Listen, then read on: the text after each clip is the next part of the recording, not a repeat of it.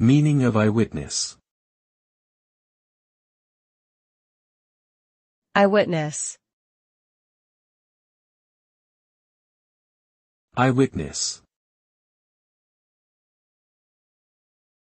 Eyewitness.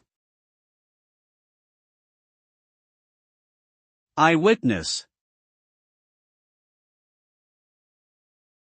An eyewitness is a person who has personally seen or observed an event, incident, or occurrence with their own eyes.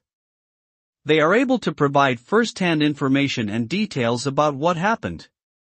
Eyewitness testimony can be important in legal cases or investigations as it can provide valuable evidence.